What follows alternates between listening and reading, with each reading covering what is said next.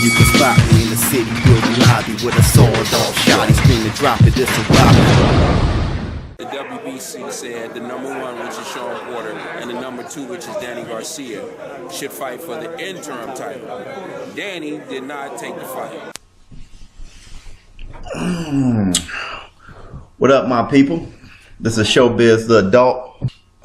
I wanted to talk to you guys about Danny Garcia, specifically Danny Garcia and avoiding Shawn Porter, and if he's scared, a cherry picker.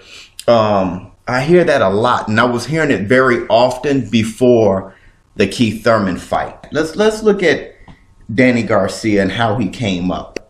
The first time I was introduced to Danny, he was at light welter. He was taking on guys like Kendall Holt, Amir Khan, Zab Judah, Eric Morales twice. I know when he faced Amir Khan was the favorite. It was kind of a watershed moment, you know, a passing of the torch. And then Garcia rocked him nasty and knocked him out. I mean, it was a big haymaker shot. Amir Khan didn't have the best chin in the world. Amir Khan was actually schooling him for most of the fight. All those punches that were landing on Danny, he was willing to walk through them to land this shot. And after that, things kind of skyrocketed for Danny. The big claim to fame was him beating Matisse. Him even taking on Matisse took some guts. I remember when that fight was being mentioned, Danny had a 100% confidence that he was going to win. Also, he fought Lamont Peterson, which that was the controversial victory, but that was his first fight in transition to go to 147. I think they met like at 143 or something odd like that. Danny hasn't really been a great fighter at 147. Danny Garcia at 147, he's really been okay. He took on Keith Thurman. Danny Garcia just couldn't catch him. Keith Thurman got on his skates pretty good, start outboxing him, and Keith Thurman found that comfort zone and said, hey, look, I could just take this out for the rest of the fight. As far as him being afraid of Shawn Porter, here's what Danny Garcia has to say about Shawn Porter. I mean, it's a good fight. I think that style favors me more than him, though. Like, that style, like, I'm a great counterpuncher with power on both hands. Now, to me, that doesn't seem like a guy who is afraid as a man. Like, he's afraid of Shawn Porter as a fighter. His style would make Danny Garcia look good. But his team may think that's not a good fight. You know, you don't want to lose twice. If there's a chance of you losing, you know, you lost to Keith Thurman, and there's a chance of you fighting someone else and losing again, all of a sudden you fall into the, you know, AB bucket. Shawn Porter isn't a brawler. He's a mauler. A brawler is kind of like Frazier. A brawler is kind of like, you know, a Mike Tyson. A mauler uses his physical strength. Shawn Porter isn't that big of a puncher like a brawler is. And he may have the punching power, but he kind of smothers his own shots. So he's a crude fighter. Like, he fights in a way where he uses physical power, push you against the ropes. He uses his head, and it's almost dirty.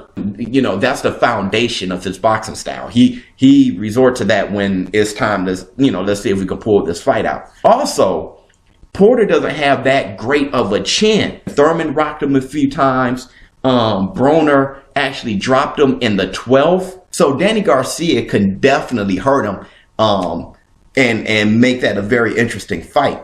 But the reason why his team would not be so confident is because he's a mauler. It can look bad. So you got Shawn Porter, who they've admittedly said that they fought at middleweight in the amateurs. It would make for a fight where Danny could probably lose, though he feels on paper that he'll win. He could definitely beat him if they're boxing. But Shawn Porter going to turn that into a mauling fight, and then you don't know what happens. So yeah, I can see why the team would be cautious, but Danny doesn't sound afraid. Because really, Shawn Porter is a high risk, low reward. Danny Garcia can still have this rematch with Keith Thurman without even fighting a Shawn Porter. You know, the way Keith Thurman is running away from Errol Spence, I mean, Danny is in line to have that rematch. Danny would probably do better fighting against the winner between Jeff Horn and Terrence Crawford if Crawford's gonna whoop Jeff Horn. That'd be a better deal because that may be a bigger fight than Shawn Porter and Danny Garcia. Also, Crawford is another guy coming up, and Danny has a good shot. I know Crawford is being seen as this new Terminator of the welterweight division. I understand he's a good boxer. I understand he gets hit when he's trying to sit down and fight back. He got that mean intention. That's what makes him very exciting to watch.